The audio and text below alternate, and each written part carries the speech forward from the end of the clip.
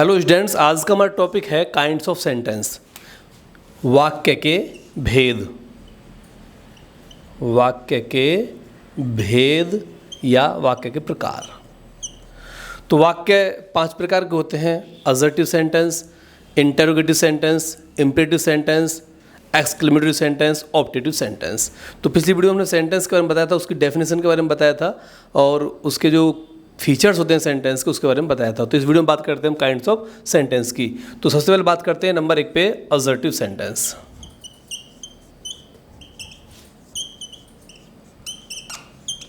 Assertive sentence को बोलते हैं हम हिंदी भाषा में साधारण वाक्य।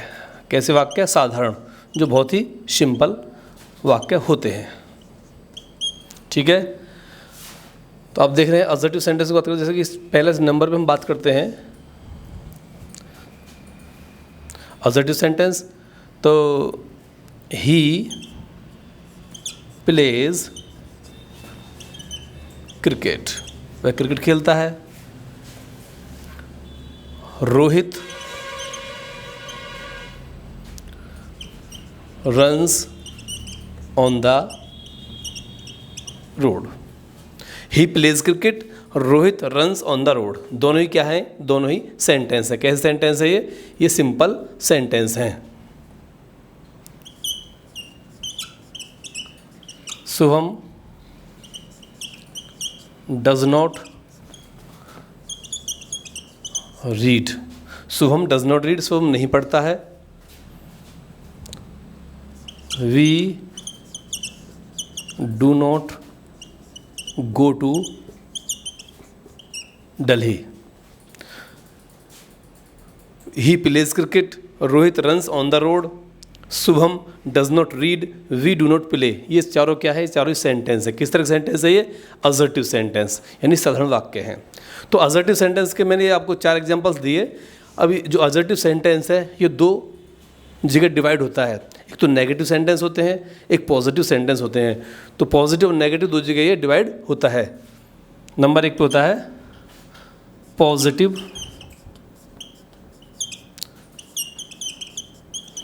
सेंटेंस। पॉजिटिव सेंटेंस यानी सकारात्मक वाक्य। कैसे वाक्य? सकारात्मक।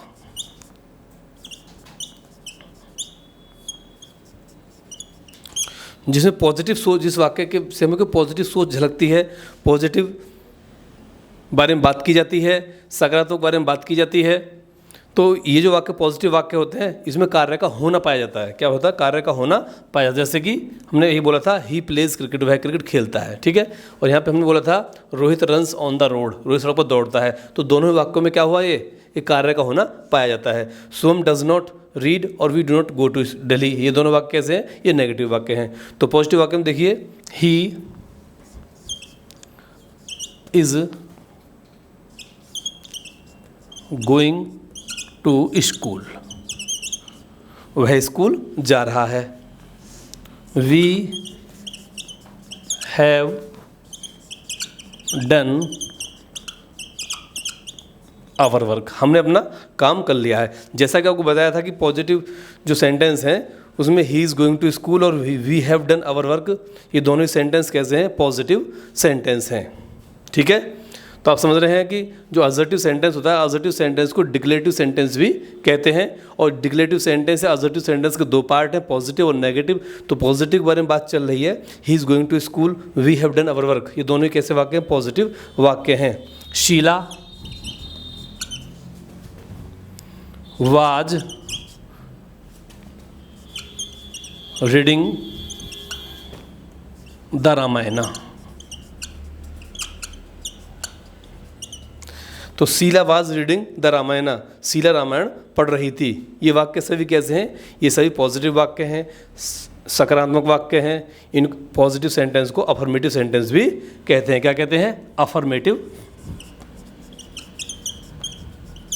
अफर्मेटिव सेंटेंस भी कहते हैं। ठीक है, तो इसके बाद हम बात करते हैं असर्टिव सेंटेंस के पार्ट 2 नेगेटिव सेंटेंस की। तो नेगेटिव सेंटेंस में क्या होता है? नेगेटिव सेंटेंस में कार्य का नहीं होना पाया जाता है। पॉजिटिव में क्या होता है? पॉजिटिव में होना पाया जाता है, जैसे मैंने आपको बताया इन एग्जाम्पल्स के माध्यम से।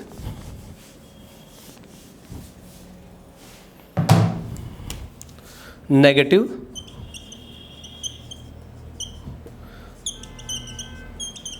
सेंटेंस। नेगेटिव सेंटेंस मतलब नकारात्मक वाक्य, नकारात्मक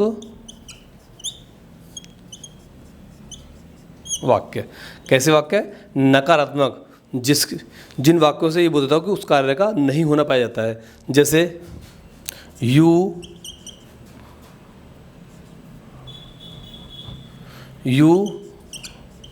डू नॉट वर्क डेली।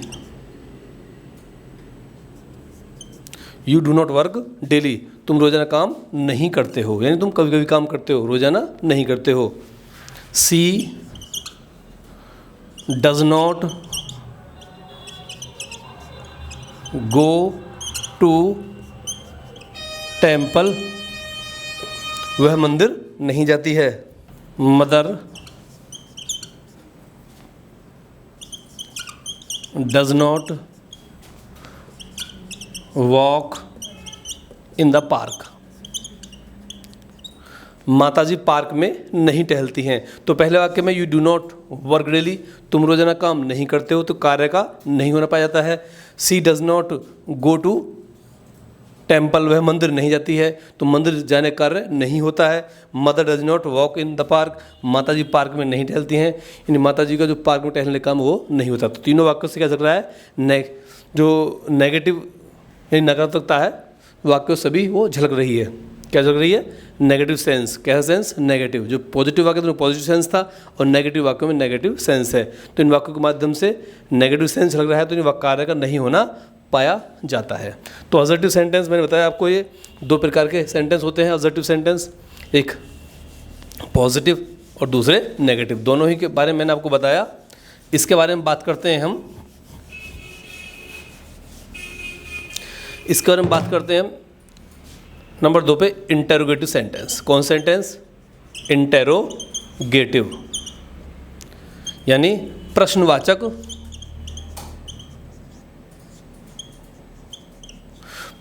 वाक्य है। कैसे वाक्य है?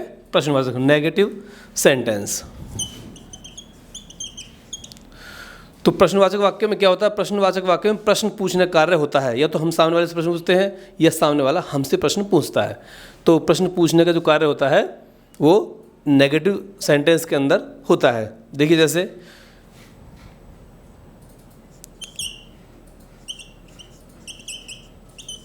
गो to Delhi, do you go to Delhi, तो शुरुआत किससे होती है? हेल्पिंग वर्ब से। शुरुआत किससे होती है?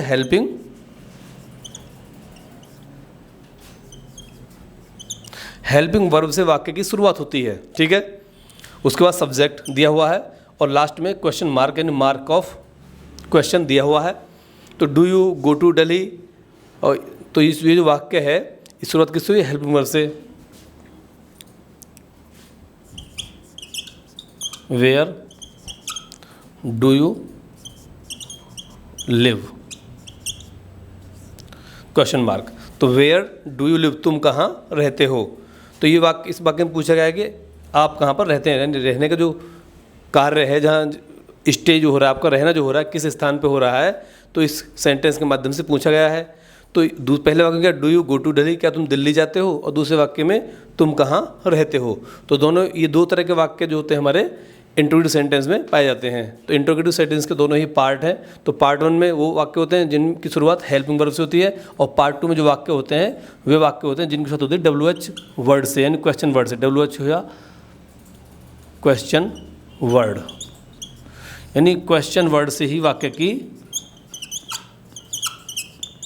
शुरुआत होती है। ठीक है, तो do you go to Delhi और वेयर डू यू लिव, ये जो वाक्य मैंने आपको बताए हैं ये प्रश्नवाचक वाक्य के एग्जाम्पल हैं। तो पहले नंबर बात करते हैं हम first type interrogative. First type, तो फर्स्ट टाइप में वो सभी जिनकी शुरुआत हेल्पिंग वर्ब से होती है, जैसे do we go to temple,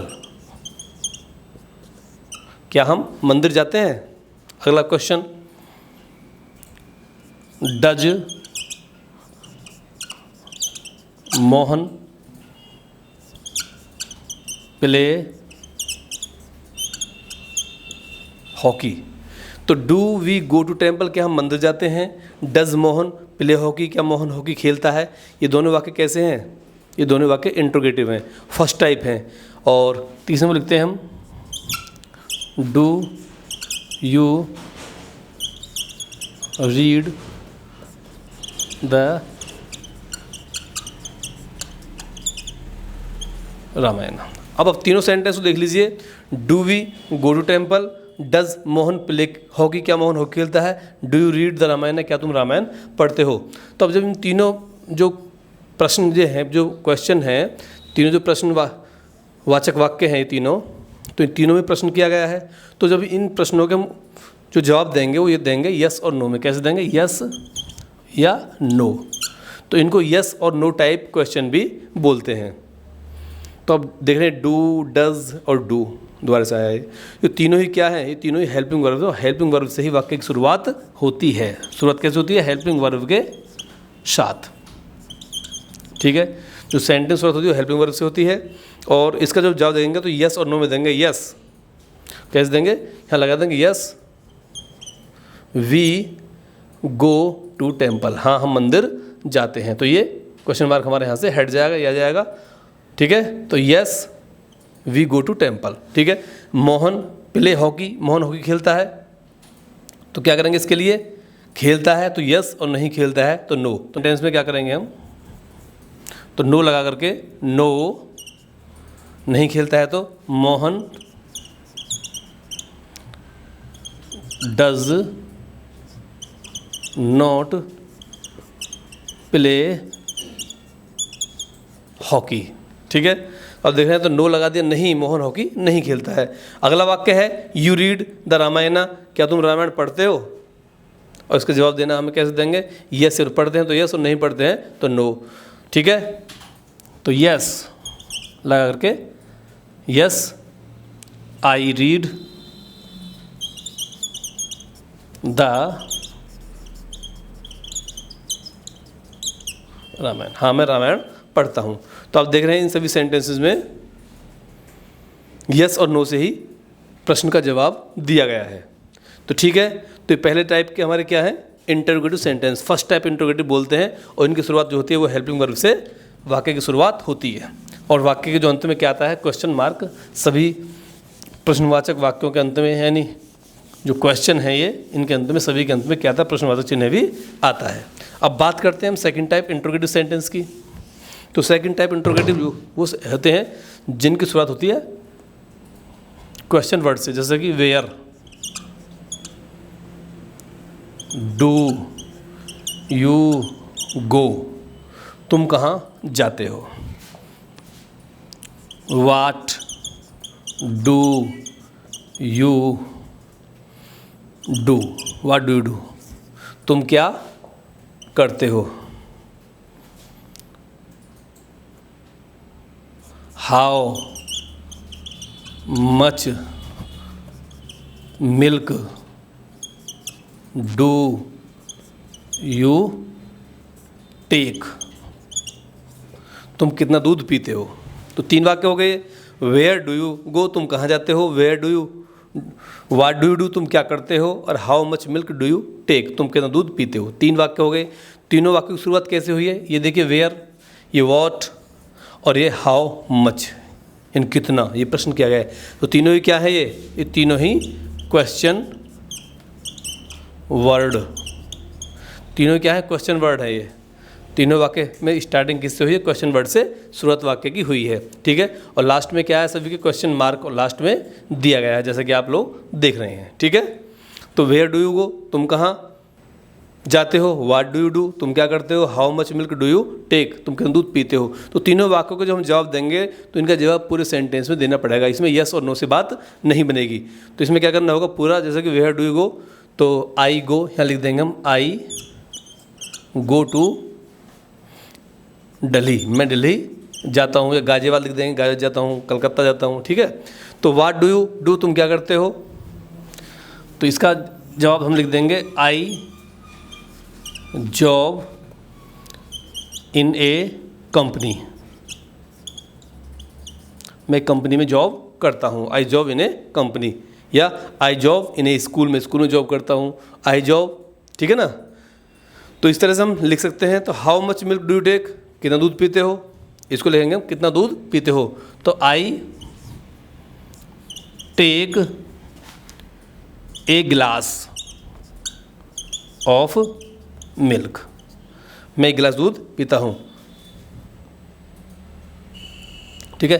तो आई टेक, मैं पीता हूँ एक गिलास ऑफ मिल्क, यानी एक गिलास दूध में पीता हूँ। तो आपने देखा जो सेकंड टाइप हमारे इंट्रोगेटिव सेंटेंस हैं, उनकी सभी की शुरुआत किससे हुई, क्वेश्चन वर्ड से हुई। वाक्य के सभी के अंत में क्वेश्चन मार्क आता है, और इनका जो हम आंसर देते हैं वो कंप्लीटली अलग से देना पड़ता है, इसमें उसका आंसर नहीं छिपा होता है, ठीक है। तो जो क्वेश्चन हमने पहले बताया आपको, तो उनकी शुरुआत किससे होती है, हेल्पिंग वर्ब से होती है, और यस और नो में उनका जवाब देना होता है। खाली यस और नो भी हम बोल देंगे, लिख देंगे, तो उसका क्या होगा, तो उसका आंसर पूरा हमारा हो जाएगा। उसका हम जवाब पूरा ना लिख करके यस और नो में भी दे सकते हैं, ठीक है। तो दोनों को एक एक एग्जांपल और समझाता हूँ मैं आपको। डू यू रीड, ठीक है, क्या तुम पढ़ते हो, तो इसका जवाब दे देंगे हम यस, हाँ पढ़ता हूँ। खाली अगर हम इतना भी लिख देंगे यस, हाँ मैं पढ़ता हूँ, ठीक है, तो इतने में भी जवाब यस आई रीड, पूरा सेंटेंस लिखने की ज़रूरत नहीं है, ठीक है। अगला हम वेयर डू यू लिव, तुम कहाँ रहते हो, तो इसमें भी इसका जवाब यस और नो में नहीं दिया जाएगा, इसका हम पूरा आंसर लिखना पड़ेगा। तो यू के स्थान पर करना पड़ेगा आई, ठीक है। लिव हो गया, आई लिव इन कैलकाटा, मैं कलकत्ता में रहता हूँ।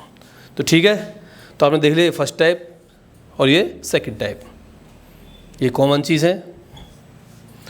तो इसके बाद हम बात करते हैं इम्परेटिव सेंटेंस की। तो मैंने आपको असर्टिव सेंटेंस के बारे में बताया, उसके बाद मैंने आपको इंटरोगेटिव सेंटेंस के बारे में बताया। अब बात करते हैं हम इम्परेटिव सेंटेंस की। कौन सेंटेंस नंबर 3 पे आता है, इम्परेटिव सेंटेंस। तो इम्परेटिव सेंटेंस जो होते हैं वे सेंटेंस होते हैं जिनमें आदेश होता है, जिन वाक्यों के माध्यम से आदेश प्रदर्शित होता है। प्रार्थना झलकती है कि कोई रिक्वेस्ट कर रहा है, और नंबर 3 पे यानी एडवाइस। तो इस तरह के वाक्यों को इम्परेटिव सेंटेंस बोलते हैं, इम्परेटिव सेंटेंस। इम्परेटिव सेंटेंस को हिंदी भाषा में बोलते हैं आदेशात्मक, आदेशात्मक, प्रार्थनावाचक, प्रार्थनावाचक, या सलाहात्मक। कैसे, सलाहात्मक वाक्य, ठीक है, आदि। तो इम्परेटिव सेंटेंस होते हैं वो आदेशात्मक होते हैं, प्रार्थनावाचक होते हैं, सलाहात्मक होते हैं, ठीक है। तो इन वाक्यों के माध्यम से ये इस तरह का सेंस प्रदर्शित होता है। तो इसके वाक्य के अंत में फुल स्टॉप आता है, ठीक है। जिस तरह का साधारण वाक्य में फुल स्टॉप आता है, उस तरह से इन वाक्यों के माध्यम से भी इन वाक्यों के लास्ट में क्या आता है, फुल स्टॉप आता है।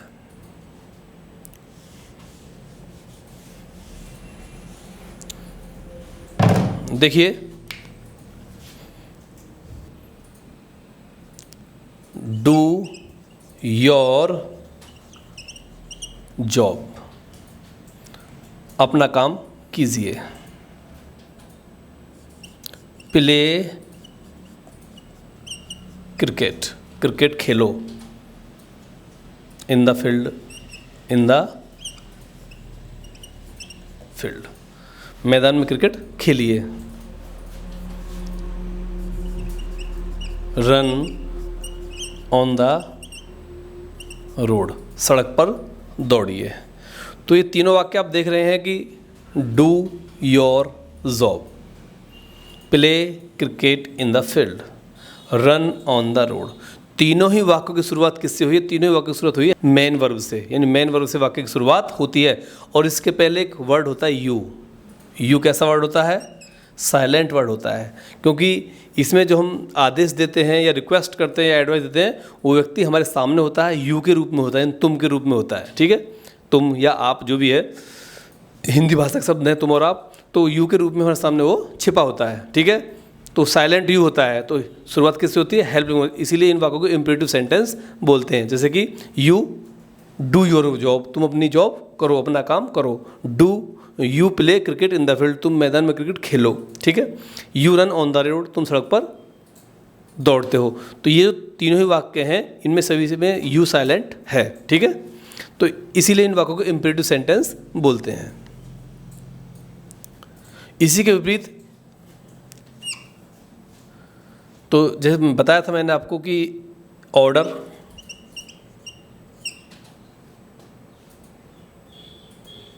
रिक्वेस्ट और नंबर 3 पे ऑर्डर, रिक्वेस्ट और एडवाइस। ठीक है, तो इन तीनों वाक्यों में डू योर जॉब, अपना काम करो, play cricket in the field, run on the road, तो तीनों चीज़ों में क्या आदेश दिया गया है? क्या दिया गया है? ऑर्डर। क्या? ऑर्डर। यदि हम इनके सामने प्लीज़ शब्द जोड़ दें, प्लीज़, क्या जोड़ दें?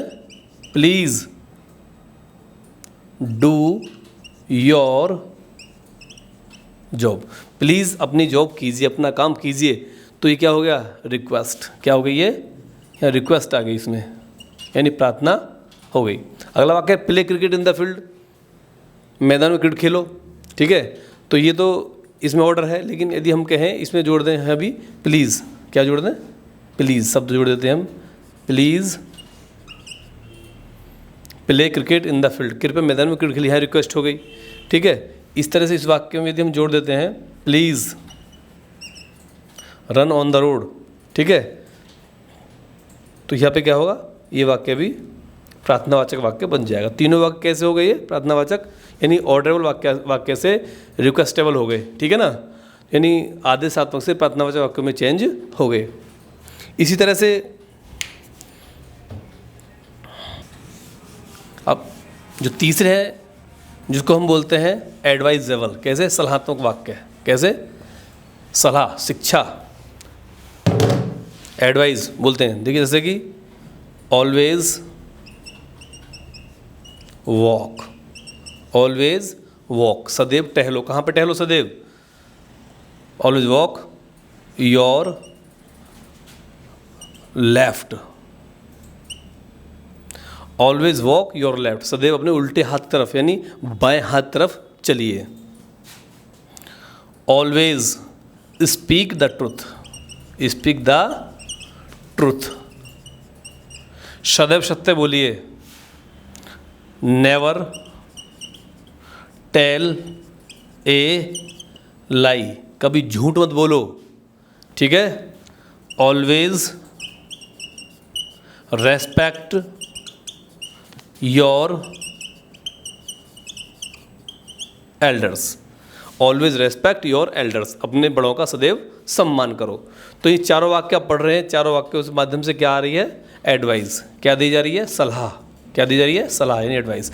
तो एडवाइस तो मैंने बताया था आपको इम्पेरेटिव सेंटेंस के माध्यम से ऑर्डर, रिक्वेस्ट और क्या? एडवाइस, तो ये प्रदर्शित होती है। तो मैंने आपको असर्टिव सेंटेंस के बारे में बताया, मैंने आपको इंटरोगेटिव सेंटेंस के बारे में बताया, मैंने आपको इम्परेटिव सेंटेंस के बारे में बताया। अब हम बात करते हैं एक्सक्लेमेटरी सेंटेंसेस। तो एक्सक्लेमेटरी सेंटेंसेस जो होते हैं, एक्सक्लेमेटरी सेंटेंसेस वे वाक्य होते हैं जिनके माध्यम से विस्मयता का बोध होता हो, आश्चर्य का बोध होता हो, जिनके माध्यम से विस्मयता प्रदर्शित हो। ठीक है ना, तो सुख का प्रदर्शन हो, दुख का प्रदर्शन हो, तो ऐसे वाक्यों को बोलते हैं एक्सक्लेमेटरी सेंटेंस। अति उत्साह, अति दुख, ठीक है, अति दुख या अति उत्साह, ऐसे वाक्यों को बोलते हैं हम एक्सक्लेमेटरी सेंटेंस। देखिए विस्मय आदि बोधक वाक्य, विस्मय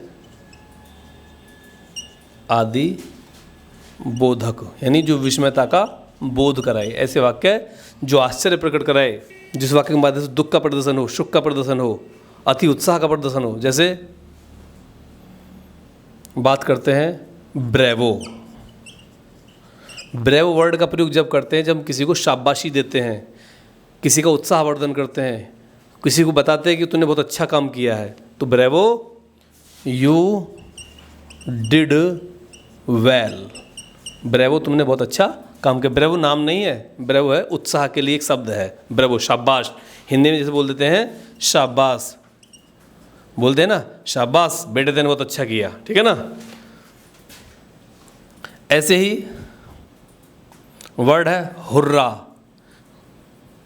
कहीं कहीं हम देखने को मिलता है हुर्रे लिखा होता है और कहीं कहीं लिखा होता है हुर्रे या हुर्रा।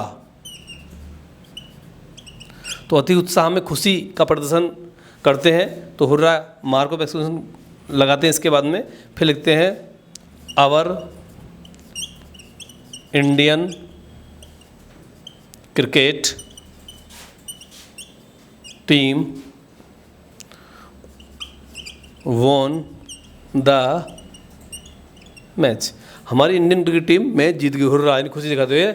या ये भी कह सकते हैं hurrah we have won the match, या हुर्रा आई गॉट पास, मैं पास हो गया, आई गॉट पास, ठीक है। तो ये सभी सेंटेंस आप देख रहे हैं, ये सभी के माध्यम से खुशी दिखाई गई है, यहाँ शाबाशी दी गई है, ठीक है। इसके बाद आता है एलस। क्या आता है? एलस। एलस जो आता है ये दुख के लिए आता है, जब कोई अपनी दुख का प्रदर्शन करता है, ठीक है। तो दुख आता है, दुख में देखते हैं आप। तो ब्रेवो बताया मैंने आपको, हुर्रे बताया, हुर्रा बताया, एलस बताया। तो इन सभी के बाद में मार्क ऑफ एक्सक्लेमेशन का यूज किया। इसके बाद आया वाव। तो वाव भी अपने आप में एक सेंटेंस है, जैसे कि what a beautiful building it is, ठीक है, क्या सुंदर इमारत है। तो अब एक चीज़ और समझिए आप कि जैसे वाव है, ब्रेवो है, हुर्रा है या हुर्रे है, एलस है, इन सब के बाद यदि हम इन सेंटेंस को ना भी बोलें, अगर कोई बंदा हमारे सामने है तो ये जरूरत नहीं पड़ेगी इन सेंटेंस को बोलना पड़े, केवल एलस ब्रेवो से ही बात बन जाएगी। पीठ पे हाथ मार के शाबाश बोलते हैं ना ब्रेवो, तो जैसे यू डिड वेल, तो इस सेंटेंस को कहने की जरूरत नहीं पड़ेगी। नहीं कि हमारी इमोशन होगी, हमने इस इमोशन के लिए ही हमने क्या किया, ब्रेवो किया उसे, उसने अच्छा काम किया है, ठीक है ना। ऐसे hurray we have won the match, तो इस बात को ना कहें कि हम मैच जीत चुके हैं, we have won the match, हम केवल हुर्रे ही बोलें, तो इससे हमारी खुशी का पता पड़ जाएगा कि सामने हम क्रिकेट मैच देख रहे हैं और हमने एकदम से शोर मचाया कि हुर्रे, ठीक है ना, अरे वाह, उल्लास में, ठीक है ना। तो ऐसे ही बात करते हैं एलस की। तो यानी कोई जैसे फेल हो गया मोहन, ठीक है ना, तो एकदम सुना कि मोहन फेल हो गया, तो हमने सेंटेंस बोल जरूरत नहीं, हमने केवल कह दिया एलस, बड़े दुख की बात है, ठीक है ना। या ही इज़ डेड, वह मर गया, कोई किसी का, ठीक है ना, कोई बड़ा बूढ़ा आदमी है, जो भी है, कोई डेथ हो गई, तो हमने दुख कहा अरे मर गया, ठीक है ना। तो उसके लिए एलस से भी काम चल जाएगा। तो अब एलस या हुर्रे या वाओ, ठीक है ना, तो ये सभी वन वर्ड सेंटेंस भी हो सकते हैं, ठीक है। इसके बाद हम बात करते हैं ऑप्टेटिव सेंटेंस। ऑप्टेटिव कौन से? Optative sentence.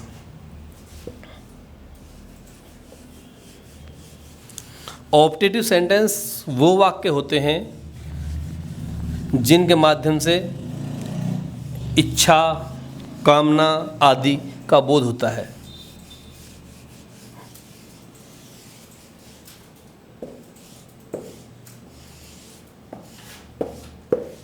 यानी इच्छावाचक या कामना वाचक वाक्य को ऑप्टेटिव सेंटेंस बोलते हैं। ऑप्टेटिव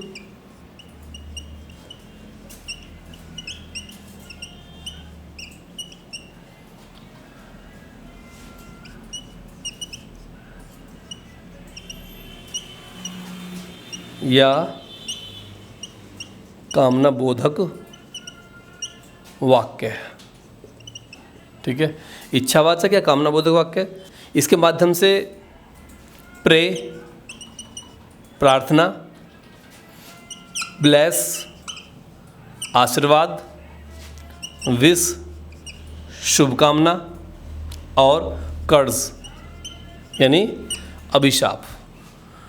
तो ये इनके माध्यम से प्रार्थना करते हैं हम किसी के लिए, अपने लिए, ब्लेस आशीर्वाद देते हैं किसी को, ठीक है, विश शुभकामना, और किसी को अभिशाप देते हैं। क्या देते हैं? अभिशाप, यानी किसी का बुरा चाहते हैं, किसी को बुरा बोलते हैं कि तेरा बुरा हो जाए, ठीक है ना। तो ये इसके 4 बिंदु हैं। तो सबसे बात करें प्रे की, जैसे मे यू लिव लॉन्ग, इसके बाद मार्क ऑफ एक्सक्लेमेशन लगाते हैं। तो मे यू लिव लॉन्ग, तुम दीर्घायु हो, ठीक है ना। तो इसमें यानी ईश्वर करे तुम्हारी आयु लंबी हो, हिंदी में उसका अर्थ निकलेगा ईश्वर करे आपकी आयु लंबी हो, यानी भगवान की कृपा से आपकी उम्र बढ़े, ठीक है ना। दूसरा, may God bless you. May God bless you मतलब भगवान की कृपा से, ठीक है ना, आपको जो है का आशीर्वाद की वर्षा हो आपके ऊपर, आपको जो इच्छाएं वो आपकी पूर्ति हों। ब्लेस का मतलब मे गॉड ब्लेस यू, जो कि मनोकामनाएं, जो इच्छाएं मन में वो पूर्ति हों, जैसा आप चाहते हो वैसा हो। मे गॉड ब्लेस यू का मतलब है जैसा आप चाहते हैं वैसा हो, ठीक है। इसके बाद आता है शुभकामनाएं। तो जैसे कि हम गुड मॉर्निंग बोलते हैं, गुड मॉर्निंग, तो गुड मॉर्निंग के बाद मार्क ऑफ एक्सप्रेशन आया है। तो इसके अंदर जो है गुड मॉर्निंग के अंदर जैसे wish U a good morning, यदि हम पूरा सेंटेंस बोलेंगे, क्या बोलेंगे?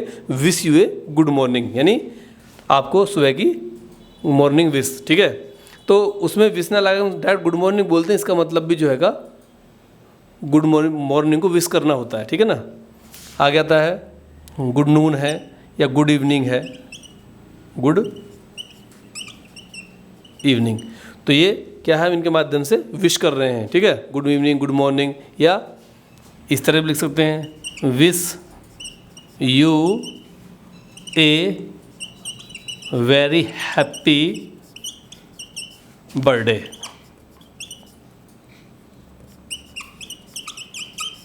यानी आपको जन्मदिवस की हार्दिक शुभकामनाएं, या wish U a very happy anniversary, यानी शादी की सालगिरह की बहुत बहुत शुभकामनाएं। तो इनके माध्यम से हम क्या देते हैं, विश करते हैं किसी के लिए अच्छा, यानी उसके जीवन में अच्छा हो, ठीक है। वो इस तरह से, जिस तरह खुश हमें आज दिख रहा है, इस तरह से वो खुश दिखता रहे। तो उसको इस तरह अपने भावों को इस तरह से व्यक्त करते हैं कि हम उसके साथ इस शुभ कार्य में साथ हैं, और अपनी जो शुभकामनाएं हैं, मनोकामनाएं, उसको हम अर्पित कर रहे हैं, ठीक है। इसी के बाद में अब बात करते हैं हम कर्ज की। जैसे कि मान लीजिए किसी व्यक्ति से हमारा मन एकदम दुखी है, किसी ने हम मतलब क्या किया है, हमको दुखी किया है, परेशान किया है, क्या किया है, हमको दुख दिया, परेशान किया। तो ऐसे व्यक्ति के लिए क्या, ये मन के भाव होते हैं जो अपने आप ही निकलते हैं। तो क्या बोलते हैं हम, बहुत से देखा है कि घर में भी जब बच्चा किसी को परेशान करता है तो वो तो खैर एक साधारण सी बात होती है, कह देते हैं गो टू हेल, जा चूल्हे में, बोलते हैं ना, गो टू हेल। लेकिन यहाँ इसका अर्थ निकालते हैं हम, may you go to hell. यहाँ इसका अर्थ है कि तुम बर्बाद हो जाओ। May you go to hell, इसका अर्थ मतलब तरीके से निकाल सकते हैं। इंग्लिश के जो वर्ड होते हैं वो कॉमन होते हैं, और हिंदी भाषा के हिसाब से जैसे कि एक वर्ड होता है अंकल, क्या होता है, अंकल। तो अंकल हमारे यहाँ क्या चाचा होता है, ताऊ होता है, उसको भी अंकल बोलते हैं अंग्रेजी में, ठीक है। फूफा बोलते हैं, उसको भी अंकल बोल देते हैं। कोई पड़ोसी होता है जो भी, उसको अंकल बोल देते हैं। अंकल एक कॉमन वर्ड है, ऐसे ही एक कॉमन ग्रुप ऑफ वर्ड है, गो टू हेल। तो इसको उसके मन में क्या विचार हैं, जो बोल रहा है उसकी सामने वाले के प्रति भावना कैसी है, कोई छोटी बात है, कोई बड़ी बात है, कोई बहुत बड़ी बात है, तीनों कंडीशन में गो टू हेल बोलेगा वो, ठीक है ना। तो इसका मतलब क्या है कि नर्क में जाइए, या मे यू बी रुइंड, तुम बर्बाद हो जाओ, यानी तुम्हारा जो काम है वो ख़त्म हो जाए, ठीक है। May you get unsuccessful full in your life, तुम अपने जीवन में असफल हो। तो ऐसा कब सोचता है आदमी? जब कोई किसी को परेशान करता है, कि सताता है किसी को, तो ऐसे मन से विचार अपने आप ही आता है। अगर ना भी बोले वो, तो उसके मन में इस तरह के भाव सामने वाले प्रति पैदा होते ही होते हैं। ठीक है, ओके, थैंक यू। मैं सोचता हूँ आपको बहुत अच्छा समझ में आ गया होगा, और मैंने पांचों सेंटेंस को आपको बहुत अच्छी तरह से बताया। Assertive sentence, interrogative sentence, imperative sentence, exclamative sentence and optative sentence. Thank you, फिर मिलते हैं नेक्स्ट वीडियो में।